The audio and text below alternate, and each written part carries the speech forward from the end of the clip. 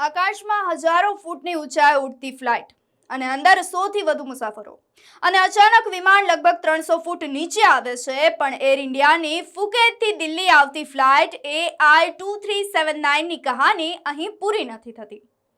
તપાસની અંદર ઘણા મોટા ખુલાસા થયા છે। ફ્લાઇટની એન્જિનમાં ખામી હતું કે પછી પાયલટ નશાની હાલતમાં હતો, તેને લઈને વિગતવાર ચર્ચા કરીએ। નમસ્કાર, આપ જોઈ રહ્યા છો HD ન્યૂઝ અને હું છું આપની સાથે વલ્લરી વ્યાસ। હવે તપાસમાં જે સામે આવ્યું છે તે ઘણું ચોંકાવનારું છે। શું ફ્લાઇટનો કેપ્ટન પૂરતી શારીરિક કે માનસિક સ્થિતિમાં ન હતો કે પછી વિમાનમાં કોઈ ટેકનિકલ સમસ્યા હતી કે પછી બંને પરિબળો જવાબદાર છે? 4 ઓગસ્ટ એર ઇન્ડિયાના એરબસ A3201 વિમાન ક્રૂઝ દરમિયાન અચાનક જ લગભગ 300 ફૂટની ઊંચાઈ ગુમાવી પડે છે અને આ ઘટનામાં મુસાફરો, ક્રૂ સભ્યો ઇજાગ્રસ્ત બન્યા છે। જો કે વિમાન બાદમાં સુરક્ષિત રીતે દિલ્હી લેન્ડિંગ કરે છે। તપાસમાં ફ્લાઇટના કેપ્ટનનો પ્રાથમિક drug scanning test non negative આવ્યો અને ત્યારબાદ જે છે તે કન્ફર્મેટિવ ટેસ્ટમાં મારિઝુઆના માટે પોઝિટિવ પરિણામ આવ્યું હોવાનું સૂત્રો દ્વારા કહેવામાં આવી રહ્યું છે। ઉપરાંત એર ઇન્ડિયા આંતરિક ફ્લાઇટ સેફ્ટી રિપોર્ટના હવાલાથી જે માહિતી પ્રાપ્ત થઈ રહી છે તે અનુસાર કેપ્ટન ઊંઘની સમસ્યા માટે પણ જે છે તે દવા લેતા હતા।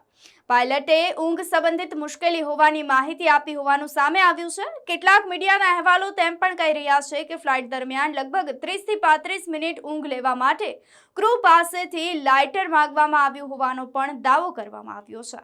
જો કે આ વિગતને અંતિમ સત્તાવાર તપાસના તારણ તરીકે જોવી તે અયોગ્ય હોઈ શકે છે। તો શું એરલાઇનની મેડિકલ મોનિટરિંગ સિસ્ટમને આ વાતની જાણ ન હતી? બીજી તરફ માત્ર પાયલટ પર જ સમગ્ર જવાબદારી થોપવી તે પણ યોગ્ય નથી, કારણ કે પોસ્ટ ફાઇટર મેન્ટેનન્સ સંબંધિત વિગતો મુજબ જે છે તે વિમાનમાં એક પછી એક 3 હાઇડ્રોલિક એટેક આવ્યા હોવાનું પણ સામે આવી રહ્યું છે અને ત્યારબાદ જે છે તે ઓટો પાયલટ ડિસ્કનેક્ટ થઈ ગયો હોવાના રિપોર્ટ સામે આવી રહ્યા છે। આ સમયે કો પાયલટ દ્વારા વિમાનનું મેન્યુઅલ નિયંત્રણ સંભાળવામાં આવ્યું હોવાનું મીડિયા રિપોર્ટ દ્વારા કહેવામાં આવી રહ્યું છે। એટલે હવે બે અલગ અલગ સવાલો ઊભા થઈ રહ્યા છે કે એક તો પાયલટની ફિટનેસ અને ડ્રગ ટેસ્ટ જે છે તે પોઝિટિવ આવ્યો છે, તો બીજી તરફ વિમાનની ટેકનિકલ ખામી, ટેકનિકલ સ્થિતિ અને તપાસનો સૌથી મહત્વનો ભાગ એ પણ છે કે 300 ફૂટના અચાનક ઘટાડામાં કયા પરિબળ કેટલી ભૂમિકા ભજવી રહ્યા છે।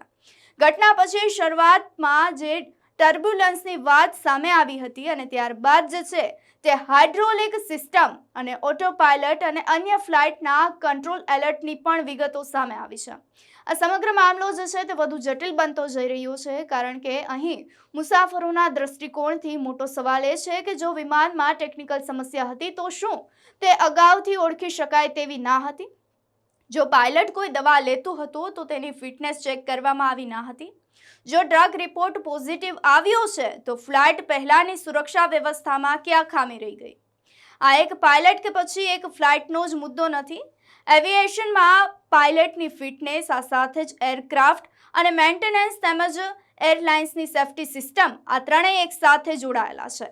એક પણ સ્તર પર જો ગંભીર ચૂક થાય તો તેના પરિણામ હજારો ફૂટની ઊંચાઈએ બેઠેલા મુસાફરોને ભોગવવાના આવી શકે છે। ઘટના બાદ બંને પાયલટને ડ્યુટીમાંથી દૂર કરવામાં આવ્યા છે। AAIB તપાસ ચાલી રહી છે। ફ્લાઇટમાં ડેટા રેકોર્ડ કરવામાં આવ્યા છે। આ સાથે જ કોકપિટ વોઇસ રેકોર્ડ પણ તપાસ કરવામાં આવી રહ્યો છે, જ્યારે એરબસ પણ ટેકનિકલ ખામી પર જે છે તે રિસર્ચ કરવામાં આવી રહ્યું છે। અને હાલનો સૌથી મહત્વનો મુદ્દો એ છે કે વાયરલ દાવાઓ અને તપાસમાં સંબંધિત થયેલા તથ્યો અલગ અલગ હોઈ શકે છે। ડ્રગ ટેસ્ટ અંગે ગંભીર માહિતી સામે આવી છે તો ઊંઘની દવા અંગે પણ સવાલો ઉઠી રહ્યા છે। વિમાનમાં ટેકનિકલ એલર્ટ પણ નોંધાયું છે, પરંતુ 300 ફૂટની ઊંચાઈ કેમ ઘટી? તેના માટે અંતિમ જવાબદાર કોણ રહેશે? તેનો જવાબ AAIBની સંપૂર્ણ તપાસ બાદ જ સ્પષ્ટ થઈ શકે છે। હાલ તો લગભગ જે છે તે અનુમાન જ લગાવવામાં આવી રહ્યું છે તો ફ્લાઇટમાં મુસાફરો પોતાની જિંદગી એરલાઇન અને પાયલટના હાથમાં સોંપે છે, ત્યાં સુરક્ષાની એક પણ કડી નબળી રહેવી શું સ્વીકાર્ય છે? આપનું શું માનવું છે? અમને કમેન્ટ કરી ચોક્કસથી જણાવશો। નમસ્કાર।